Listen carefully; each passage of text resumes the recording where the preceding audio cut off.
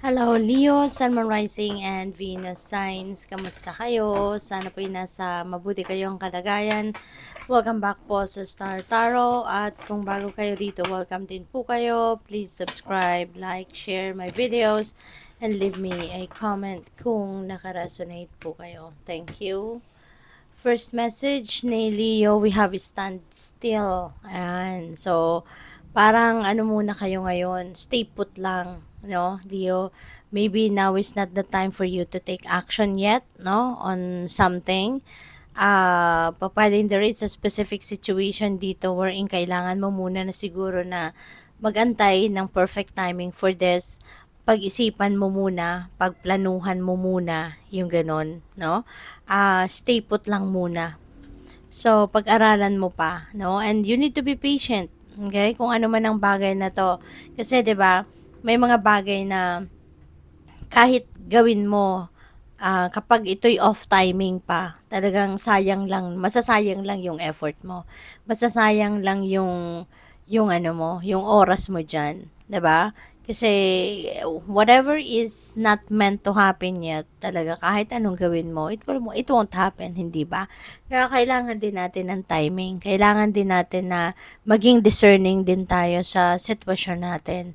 'Di ba? Maging mapag-obserba at saka ang importante yung lagi tayo nakikinig sa intuition natin kasi we are always divinely guided, no? Lagi tayong gagabayan ng universe kung tama na ba ang panahon, no? Para isakatuparan mo ang mga bagay, simulan mo ang mga bagay, 'di ba? Or talagang totally hindi yan, kunyari, hindi talaga yan para sa iyo, 'di ba? You will be divinely guided, no? Kaya importante na lagi tayo nakikinig din sa ating intuition. So, in this case, stay put muna. Huwag muna kayong mag-take action towards that.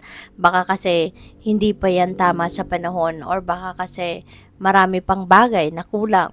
No, marami pang hindi ka pa naaasikaso, no? Or maaaring hindi mo pa talaga yan 100% na paghahandaan, something like that, 'di ba? So, learn to be patient. Okay? Kasi lahat ng bagay, 'di ba? Nangyayari according to the divine order and timing, according to the divine will.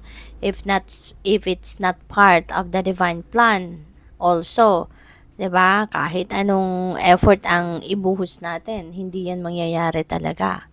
'Di ba? Kaya importante, no, na naririnig natin or nakikinig tayo sa ating intuition kasi guidance 'yan. Lagi tayong gagabayan ng universe.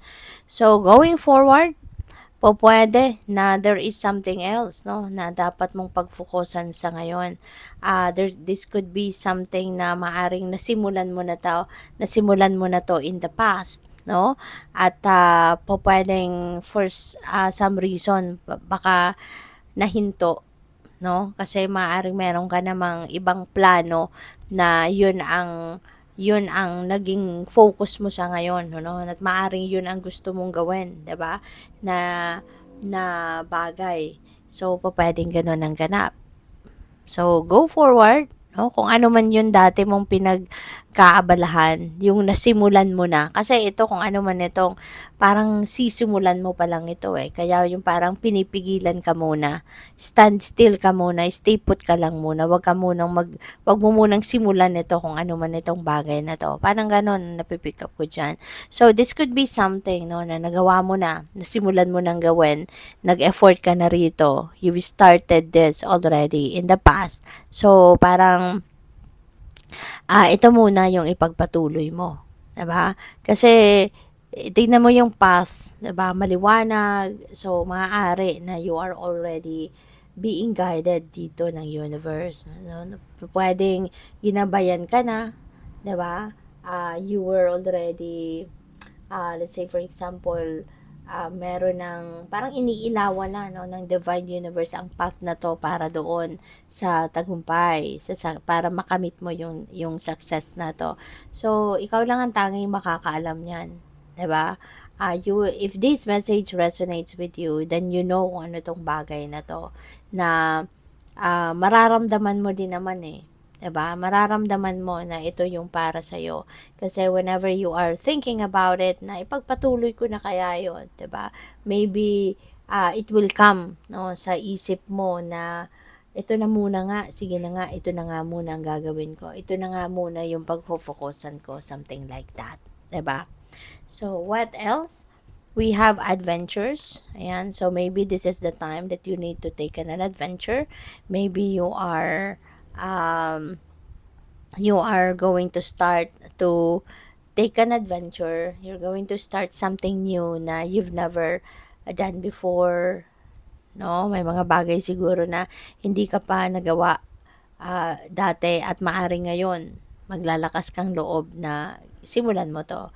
Maglalakas ka ng loob na gawin mo ito sa ngayon, ano? So, pwedeng may ganong ganap dito for some of you. So, what else for Leo?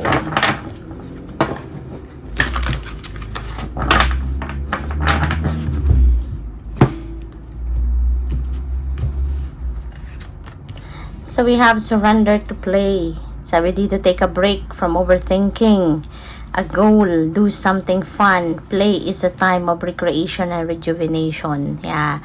So, baka kasi, no, nai-stress na kayo, Leo. Maybe you are being stressed out by different things, no? Mga worldly things na pinagkakaabalahan ninyo. Kaya, maaari din na medyo may katagalan na siguro na hindi man lang kayo nakakapag-unwind, hindi man lang kayo nakakapag have fun, 'di ba? Yung ganon. Kaya this is an invitation para sa'yo. No? Na it's about time na also to do something fun para sa sarili ninyo. No? Magkaroon man lang kayo ng breather, magkaroon man lang kayo ng magkaroon naman ng ibang environment naman kayo, 'di ba? Kaya maybe you can go somewhere, 'di ba? Pwedeng kayong mag-beach, pwedeng kayong mag-park man lang, 'di ba? Yung kahit saglit lang ano na maiba naman yung nasa paligid ninyo, 'di ba? Maiba naman yung pakiramdam ninyo, hindi lang yung puro kayo trabaho, hindi lang yung puro kayo pag-iisip ng inyong mga diskarte sa buhay, yung ganon. So, kailangan natin na mag-rejuvenate din. Kailangan din na mag-recharge. Okay? So, we also have surrender obsessive thinking. Sabi dito, if you're obsessing about a person or situation, turn the dilemma over to spirit. Doing so will help bring you clarity or even solve the problem. Kasi kung doon na lang kayo nakatutok sa isang bagay, 'di ba? Kaya siguro kayo iniimbitahan din to play, to unwind, kasi maaaring super focused kayo, 100% of your attention and focus nandito sa bagay na to, kung ano man ito, 'di ba? So para magkaroon kayo ng break, no, sa pag-iisip, sa pag-focus sa bagay na to. You never know, 'di ba? Baka pag nagkaroon man lang kayo ng break from overthinking of this situation, 'di ba, mas magkaroon kayo ng bagong idea, 'di ba? Mas magkaroon kayo ng inspiration, 'di ba? Na mas makakatulong sa iyo para ma-achieve ninyo ano man ang bagay na 'to, 'di ba? So, give it to yourself. Balato mo na 'yan sa sarili mo, 'di ba? So, we have surrender to miracles. Be open to miracles occurring in your life. Feel and know that these events are real. Let go of any resistance and banish any doubt that miracles can happen. Okay? Kasi when you believe, no, in miracles, for sure, miraculous moments will happen. Kapag naniniwala ka sa isang bagay, kapag naniniwala kang you deserve whatever that situation is or whatever that bagay is, 'di ba? Ma-realize mo one day, no, na oh wow, nandito na siya. Oh wow, 'di ba? Nangyayari na siya. Kasi naniniwala ka, no? Naniniwala ka na deserve mo 'yon, naniniwala ka na totoo 'yon, na mangyayari 'yon. Kaya one day you will see it in your life, no? It will show up, no, sa buhay mo. Okay? So good luck. Thank you for watching. Love and light. Namaste.